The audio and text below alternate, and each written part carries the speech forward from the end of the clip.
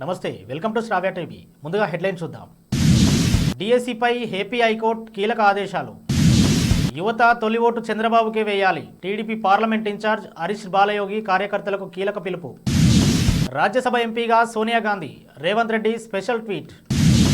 యూపీలో కాంగ్రెస్తో పొత్తు ఖాయం. SP chief Akhilesh Yadav clarity. భీమవరంలో పవన్ కళ్యాణ్ పర్యటన షురూ, ప్రముఖులతో భేటీలు. తండ్రి అయిన టాలీవుడ్ హీరో నిఖిల్ మల్కాజ్గిరి నుంచి పోటీకి సిద్ధమన్న ఈటల రాజేందర్.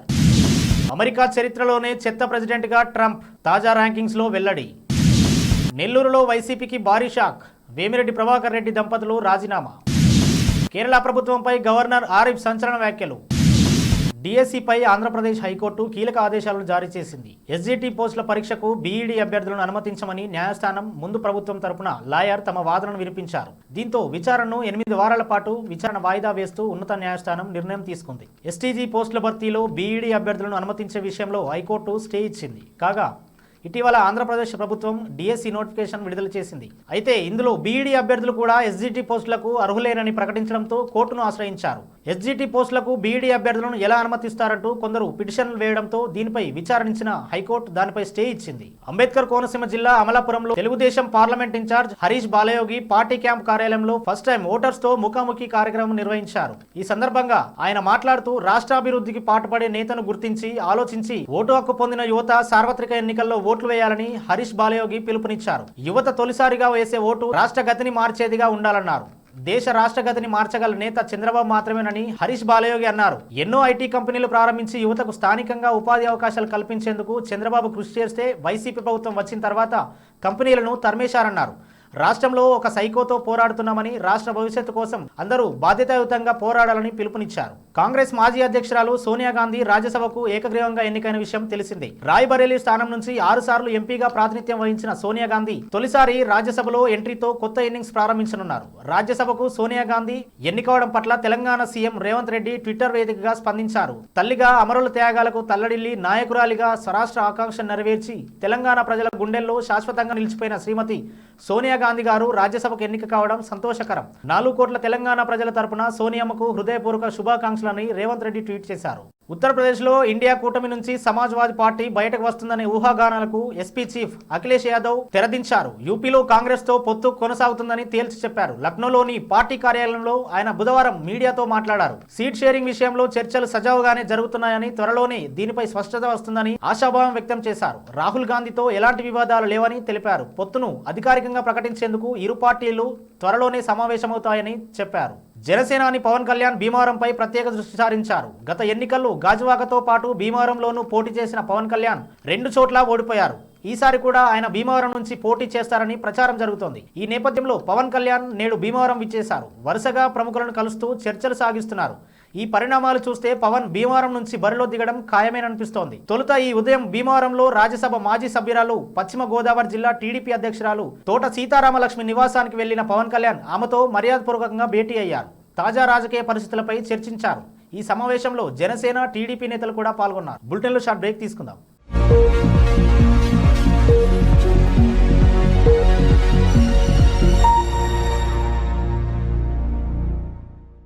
నమస్తే. ఈరోజు మీకోసం ఒక అద్భుతమైన ఆఫర్ని తెలియజేయడానికి మీ ముందుకు వచ్చేసాం. ప్రస్తుతం మార్కెట్లో ఒక కొత్త ఇల్లు కొనాలి అంటే మనం ఎన్నో రకాలుగా సెర్చ్ చేస్తూ ఉంటాం. ఎన్నో ఫీచర్స్ని మనం చూస్తూ ఉంటాం. అందుకే మా నుంచి ఈ ఆఫర్ మీకోసం. 45 లక్షలకే మీ సొంత ఇంటి కలని నెరవేర్చుకుందాం. ఈ బ్యూటిఫుల్ విజువల్స్ షాద్ నగర్ టౌన్ హైవేకి ఆనుకొని అండ్ మోస్ట్ పాపులర్ ల్యాబ్స్కి ఆపోజిట్లో ఈ వెంచర్ ఉంటుంది. ఎంట్రన్స్ ఏరియా చూశారు కదా ఎంత బ్యూటిఫుల్గా ఉందో. స్పెక్ట్రా సిటీ ఇదొక గేటెడ్ కమ్యూనిటీ. 120 గజాల డబుల్ బెడ్రూమ్ హౌసెస్ ఇందులో కన్స్ట్రక్ట్ చేయబడి ఉన్నాయి. ప్రతిష్టాత్మక సంస్థ స్పెక్ట్రా సిటీ మీకు అందిస్తోంది double bedroom individual houses. Total house వచ్చేసి మనకు 120 స్క్వేర్ యార్డ్స్ లో ఉంది, అంటే 120 గజాలు.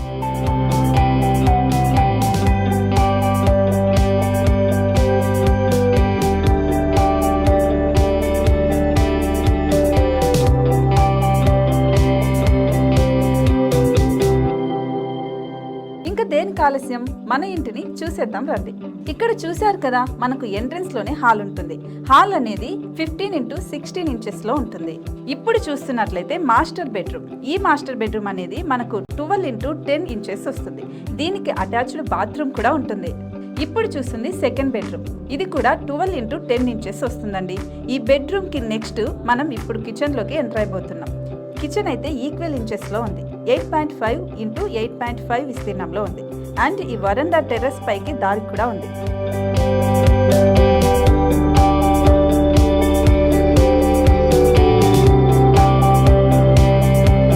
టెర్రస్ పై నుంచి వ్యూ చూశారు కదండి, ఎంత బ్యూటిఫుల్ గా ఉందో. ఇలాంటి ప్రశాంతమైన వాతావరణం అనేది మనకు సిటీ నుంచి 38 కిలోమీటర్ల దూరంలోనే ఉంటుంది. ఇంకా వరండా అండ్ పార్కింగ్ ప్లేస్ అలాగే ఓపెన్ స్పేస్ తో కలుపుకొని మనకు 18 చదరపు గజాలు ఉంటుంది. ఓపెన్ స్పేస్ తో 102 చదరపు గజాల కన్స్ట్రక్షన్ తో ఈ ఇల్లు డిజైన్ చేయబడి ఉంది.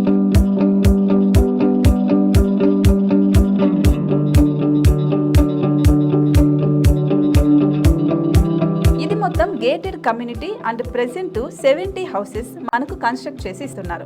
అందులో 45 హౌసెస్ మాత్రం సేల్ అయిపోయాయి. ఇంకా 25 మాత్రమే ఉన్నాయి. అలాగే లిమిటెడ్ ఎడిషన్స్ మాత్రమే ఉన్నాయి. హైవే రోడ్డు నానుకొని తూర్పు పడమర ఫేసింగ్ కి నిర్మాణమై ఉంటాయి. షాద్ నగర్ లో MSN ల్యాబ్ కి ఎదురుగా ఉంది ఈ డబుల్ బెడ్రూమ్ ఇండిపెండెంట్ హౌసెస్ మిమ్మల్ని ఆహ్వానిస్తున్నాయి. మనకి వెంచర్ ఓవరాల్ గా ఎగ్జిట్ నెంబర్ 16 నుంచి 38 కిలోమీటర్లు వస్తుంది. అలాగే కొత్తూరు జంక్షన్ నుంచి 15 కిలోమీటర్స్ మాత్రమే ఉంటుంది. షాద్ నగర్ మున్సిపాలిటీ పరిధిలో నేషనల్ రిమోట్ సెన్సింగ్ కి ముందే ఈ వెంచర్ ఉంటుంది. నగర కాలుష్యానికి దూరంగా స్వచ్ఛమైన ప్రకృతికి దగ్గరగా రూపుదిద్దుకున్న సుందరమైన డబుల్ బెడ్రూమ్ ఇండిపెండెంట్ హౌసెస్ ఇవి. ఇప్పుడు సొంతం చేసుకోవడానికి సంసిద్ధంగా ఉన్నాయి. కేవలం 45 లక్షలకే సరసమైన ధరలతో మిమ్మల్ని ఆహ్వానిస్తున్నాయి. ఇంకెందుకు ఆలస్యం, కింద స్క్రోల్ అవుతున్న నెంబర్ కి డయల్ చేయండి. వెంటనే సైట్ విజిట్ స్లాట్ ని బుక్ చేసుకోండి. మీ సొంతింటి కలని నెరవేర్చుకోండి.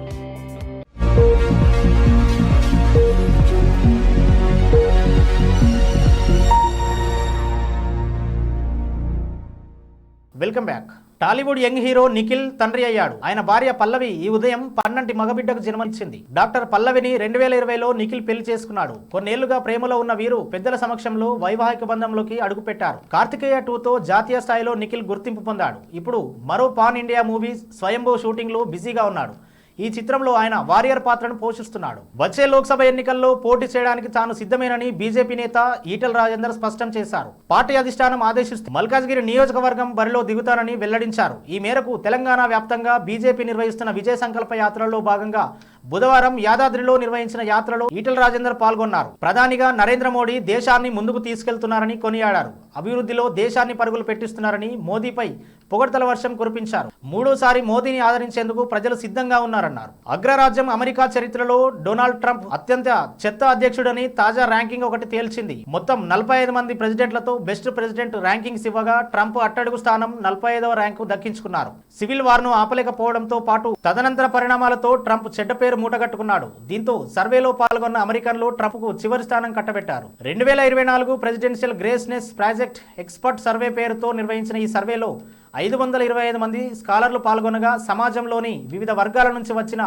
154 విలువైన సూచనలను పరిగణలోకి తీసుకుని ర్యాంకింగ్స్ ఇచ్చినట్లు పొలిటికల్ సైంటిస్టులు జస్టిస్ వాగన్, బ్రాండెన్ రాంటిగస్ తెలిపారు. ఇక ఈ సర్వేలో 95.03 సగటు స్కోరుతో అబ్రహాం లింకన్ మొదటి ర్యాంకును దక్కించుకున్నారు. నెల్లూరులో వైసీపీకి భారీ షాక్ తగిలింది. రాజ్యసభ సభ్యుడు వేమిరెడ్డి ప్రభాకర్ రెడ్డి దంపతులు ఆ పార్టీకి రాజీనామా చేశారు. నెల్లూరు జిల్లాలో ఎంపీ సీటుతో పాటు మరో 2 ఎమ్మెల్యే సీట్లు ఇవ్వాలని వేమిరెడ్డి డిమాండ్ చేస్తున్నారు. ఈ నేపథ్యంలో ఆయనకు వైసీపీ అధిష్టానం నో చెప్పినట్టు తెలుస్తోంది. అంతేకాదు నెల్లూరు సిటీ ఇన్ఛార్జ్ నియామకంపై సమాచారం ఇవ్వకపోవడంతో ఆయన తీవ్ర అసంతృప్తిగా ఉన్నారు. దీంతో వేమిరెడ్డి ప్రభాకర్ రెడ్డి వైసీపీకి గుడ్ బై చెప్పారు. పార్టీ ప్రాథమిక సభ్యత్వంతో పాటు పదవికి కూడా రాజీనామా చేశారు. వేమిరెడ్డి ప్రభాకర్ రెడ్డితో పాటు ఆయన భార్య ప్రశాంత్ రెడ్డి సైతం వైసీపీకి రాజీనామా చేశారు. త్వరలో భవిష్యత్ కార్యాచరణ ప్రకటిస్తామని స్పష్టం చేశారు. కేరళ గవర్నర్ ఆరిఫ్ మహమ్మద్ ఖాన్ కేరళ ప్రభుత్వంపై విమర్శలు గుప్పించారు. కేరళ ప్రభుత్వం అధికార సిపిఎం అనుబంధ విద్యార్థి సంస్థ అయిన స్టూడెంట్ ఫెడరేషన్ ఆఫ్ ఇండియా ఉగ్రవాద నిరోధక చట్టం కింద కేంద్ర హోంశాఖ నిషేధించిన పాపులర్ ఫ్రంట్ ఆఫ్ ఇండియా మధ్య సంబంధాలు కొనసాగిస్తుందని సంచలన వ్యాఖ్యలు చేశారు. కేరళ ప్రభుత్వం గవర్నర్ ఆరిఫ్ మహమ్మద్ మధ్య వివాదం కొనసాగుతున్న విషయం తెలిసిందే. ఈ నేపథ్యంలో గవర్నర్ చేసిన వ్యాఖ్యలు చర్చానీయాంశంగా మారాయి. కేరళ ప్రభుత్వం పగలు ఎస్ఎఫ్ఐ కోసం పనిచేస్తే రాత్రి నిషేధిత పిఎఫ్ఐ కోసం పనిచేస్తుందని మండిపడ్డారు. ఎస్ఎఫ్ఐ, పిఎఫ్ఐ మధ్య అనుబంధం కొనసాగుతుందని తెలపడానికి తన వద్ద ఆధారాలు కూడా ఉన్నాయని తెలిపారు. హెడ్లైన్స్ మరోసారి చూద్దాం. డిఎస్సిపై ఏపీ హైకోర్టు కీలక ఆదేశాలు. యువత తొలి ఓటు చంద్రబాబుకే వేయాలి. టీడీపీ పార్లమెంట్ ఇన్ఛార్జ్ హరీష్ బాలయోగి కార్యకర్తలకు కీలక పిలుపు. రాజ్యసభ ఎంపీగా సోనియా గాంధీ, రేవంత్ రెడ్డి స్పెషల్ ట్వీట్. యూపీలో కాంగ్రెస్తో పొత్తు ఖాయం. SP chief Akhilesh Yadav clarity. భీమవరంలో పవన్ కళ్యాణ్ పర్యటన షురు. ప్రముఖులతో భేటీలు. తండ్రి అయిన టాలీవుడ్ హీరో నిఖిల్ మల్కాజ్గిరి నుంచి పోటీకి సిద్ధమన్న ఈటల రాజేందర్. అమెరికా చరిత్రలోనే చెత్త ప్రెసిడెంట్గా ట్రంప్, తాజా ర్యాంకింగ్స్లో వెల్లడి. నెల్లూరులో వైసీపీకి భారీ షాక్. వేమిరెడ్డి ప్రభాకర్ రెడ్డి దంపతులు రాజీనామా. కేరళ ప్రభుత్వంపై గవర్నర్ ఆరిఫ్ సంచలన వ్యాఖ్యలు. ఇవి ఇప్పటివరకు అప్డేట్స్. మరో బులెటిన్లో మళ్ళీ కలుద్దాం.